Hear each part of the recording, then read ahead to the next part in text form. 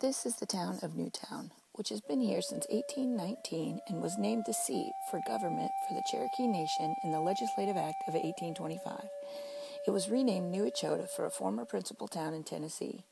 It was the site of the first Indian language newspaper office, a court case which was carried to the United States Supreme Court, one of the earliest experiments with a national self-government for an Indian tribe, the signing of a treaty which stripped the Cherokee of any claims to lands east of the Mississippi River, and the assembly of Native Americans for removal to the west.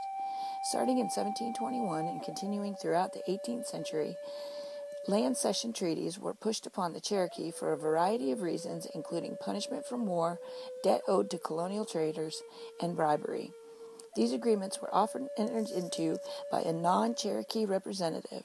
The Cherokee were resigned to these injustices and rarely attempted to refute these treaties. As a result of these practices, a Cherokee law was passed in 1829 prohibiting entrance into a treaty without full Cherokee Council approval. The consequence of violating this law was death. One of these treaties was the 1785 Treaty of Hopewell. Benjamin Hawkins, Andrew Pickens, and Lachlan McIntosh represented the United States, and the headmen and warriors of all Cherokees represented the Cherokee people. This treaty established boundaries of the Cherokee Nation, prohibited United States citizens from committing crimes against Cherokees and from settling on Indian lands, called for the United States to regulate trade with the Cherokee, allowed Indians to send a deputy to Congress, and called for peace and friendship to be perpetual. There were also the 1791 Treaty of Holston and the Treaty of 1794. These were called treaties of peace and friendship, made between the President of the United States and the chiefs and warriors of the Cherokee Nation. These treaties established further boundaries for the Cherokee Nation, stated that no United States citizen was to settle or hunt on Cherokee land, stated that crimes against Indians will be punished, restrained retaliation, and provide a stipulation for a road through Cherokee Nation land. All three of these treaties, in setting boundaries for the Cherokee Nation, essentially meant taking Cherokee land. The treaties of 1816, 1817, and 1819 further depleted Cherokee landholdings. Around 1809, a mixed-blood Cherokee named Sequoyah began development of a written form of the Cherokee language. By 1821, his syllable-based alphabet of 86 characters was complete. In 1826, it was adopted by the Cherokee Council for use in a newspaper to be called the Cherokee Phoenix. In February of 1828, the first Native American newspaper, the Cherokee Phoenix, began operation at New Echota. The paper was printed in both Cherokee and English and was circulated throughout the Cherokee Nation and parts of the United States and Europe. In addition to the newspaper, the printing office also turned out thousands of pages of other publications, including the Bible, hymns, and a novel. Cherokee Elias Boudinot returned from the New England schools to serve as the Phoenix's first editor. In 1827, Reverend Samuel Worcester arrived in New Echota and worked closely with Cherokee leaders in helping to establish the Phoenix printing office. Worcester also served as the town's minister, schoolmaster, and postmaster. He also periodically wrote articles for the Cherokee Phoenix. Despite making progress in adopting the civilization program of the United States, the Cherokee people found the Louisiana Purchase of 1803 had turned Southern eyes westward. With her population rapidly growing, the acquisition of Indian lands along her western boundaries became a major goal of Georgia officials throughout the early 1800s. The 1828 discovery of gold in the southeastern part of the Cherokee Nation aggravated the Georgia-Cherokee controversy. Despite Georgia laws forbidding the Cherokees from mining gold on their own land, Cherokees joined the large influx of white miners illegally entering their country in search of riches. In 1829, the nation's first gold rush began. Campaigning to keep the gold fields in state ownership, George Gilmer opposed Wilson Lumpkin, who campaigned on giving away the land to Georgians in a lottery. Lumpkin was elected, and in 1832 to 1833, the Cherokee land was given away in Georgia's sixth and final land lottery. Georgia's land lottery system was the only one of its kind in the United States. Georgia's claim to Cherokee land covered 4 million acres and dated back to her original colonial charter and an 1802 agreement with the federal government. Cherokee intentions to remain on their land set out in their development of the Cherokee Constitution, the Cherokee Phoenix newspaper, and the discovery of gold brought concern to Georgia citizens and officials.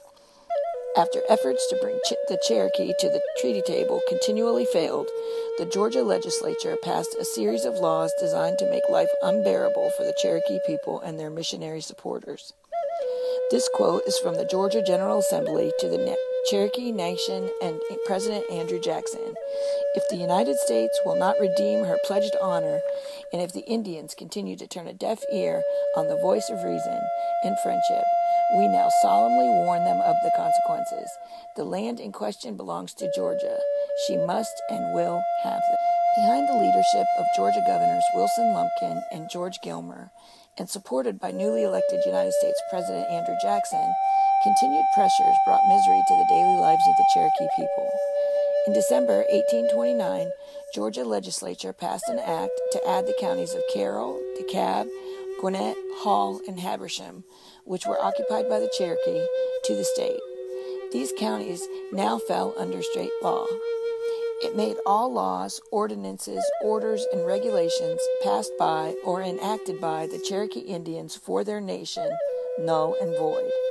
It also stripped the Creek and Cherokee of the ability to be a witness in any court in the state in which a white person may be a party. On May 28, 1830, President Andrew Jackson's Indian Removal Act passed. It provided for an exchange of lands with the Indians residing in any of the states or territories and for their removal from the east to west of the Mississippi River. In his State of the Union address in 1830, President Andrew Jackson said, "It gives me great pleasure to announce to Congress that the benevolent policy of the government steadily pursued for nearly 30 years in relation to the removal of the Indians beyond the white settlements is approaching to a happy consummation." That same month and year, Georgia legislature passed an act to prevent the exercise of assumed and arbitrary power and to prevent white persons from residing within that part of the chartered limits of Georgia occupied by Cherokee Indians. It also provided for a guard for protection of the gold mines and to enforce state laws in this territory. After the 1st of February in 1831, it was unlawful for any person under the pretext or authority from the Cherokee tribe to meet, to assemble as a council, assembly, or convention, or in any other capacity for the purpose of making laws, orders, or regulations for the tribe. All white males 21 years and older residing within the limits of the Cherokee Nation must have a license or permit from the governor or his agent. If a white person lived within the Cherokee Nation without a permit or license, the punishment was confinement in the penitentiary of hard labor for a term not less than 4 years. In the early 1830s, Georgia's efforts to force the Cherokee westward caused separation among the Cherokee people. Most sided with Chief John Ross and his efforts to stay on their land. An influential few, including Elias Boudinot, the Cherokee Phoenix editor, began to question the fight and the eventual effect it would have on the Cherokee people. A disagreement between Chief Ross and Boudinot over Boudinot's desire to debate the removal issue in the Phoenix newspaper eventually led to his resignation as the editor of the Cherokee Phoenix. In 1831, Samuel Worcester was arrested for violating Georgia's resident permit law. The Cherokee people took his arrest to the United States Supreme Court. In 1832, John Marshall, the Chief Justice of the Supreme Court, rendered the following ruling. The Cherokee Nation is a distinct community occupying its own territory in which the laws of Georgia can have no force, and in which the citizens of Georgia have no right to enter but with the assent of the Cherokee themselves. The acts of Georgia are repugnant to the Constitution, laws, and treaties of the United States. President Andrew Jackson responded with, "John Marshall has made his decision. Now let him enforce it." Ignoring the Supreme Court ruling, Georgia officials refused to release missionary prisoners, continued its division of Cherokee land, surveyed the land, and gave it away to white Georgia citizens in the 1832 land lottery. Chief John Ross and members of the National Council traveled regularly to Washington to plead with President Jackson and Congress to let his people keep at least some of their land. Although the Supreme Court ruled in favor of the Cherokee, President Jackson and Georgia officials refused to follow the ruling. The Cherokee quickly realized that those who created the laws would not honor them. Earlier hopes to remain on their land continued to decline. An article published in the May 4, 1833 Cherokee Phoenix responded, "The legislation of Georgia passed an act dividing the Cherokee Nation into 10 counties. But we ask, what has become of our 16 solemn treaties which guarantee forever the Cherokee the integrity of their territory? They have been destroyed and put underfoot by the same rule that one man would murder another and rob." A small minority of Cherokees led by Major Ridge, John Ridge, and Elias Boudinot began favoring westward removal. Despite strong opposition from the Cherokee Council, Chief John Ross, and supporters throughout the country, the Treaty of New Echota was signed by the Ridge Party on December 29, 1835, in the home of Elias Boudinot. Even though a large number of Cherokee opposed the treaty and it was fiercely debated in Washington, the United States Senate ratified it in April of 1836. The treaty ceded all Cherokee lands, giving the Cherokees $5 million for their land and $300,000 for improvements on their new land in Indian Territory. It was official. The Cherokee were given 2 years to move westward across the Mississippi River, and so began the removal. 31 military forts and encampments were established throughout the Cherokee Nation and used as prisons to house Cherokees prior to transfer to one of 3 emigration depots established along the Tennessee River in Tennessee and Alabama. On Saturday, May 26, 1838, the forced removal of the Cherokee people began. Martin Van Buren ordered 7,000 state and federal troops to start the eviction of the remaining 15,000 Cherokees. The troops began taking the Cherokees from their homes and placing them in stockades. One such stockade was in Fort Wool, located at New Echota. In the words of one soldier, "I commenced on the 26th securing the Indians. I have made prisoners of 425 or perhaps 450. They run on every instant where they have the best opportunity." Reverend Evan Jones, a missionary accompanying the Cherokee on their travels, wrote, "The Cherokee are nearly all prisoners. They have been dragged from their homes and encamped in the forts and military places. In Georgia especially, multitudes were allowed no time to take anything with them except the clothes they had on." And Nathaniel Reinhardt wrote, "Saw old foe killer and neighbor Indian just after he had been arrested by the soldiers who were carrying him to Fort Buffington. They treated him rather cruelly. He left us his house keys." By 1838, only 2,000 of the Cherokee had moved west to join those who had already been settled there. On May 26, 1838, General Winfield Scott arrived at New Echota and established his headquarters. He issued a proclamation informing the Cherokee that he had arrived with a powerful army to force them to observe the Treaty of 1835 and join their people already settled in the West.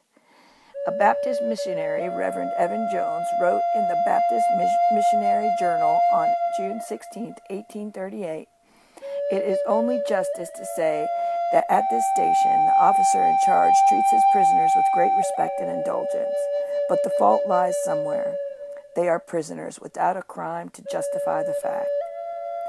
After being held in these forts and stockades, the Cherokee were taken to one of 3 removal depots established on the Tennessee River.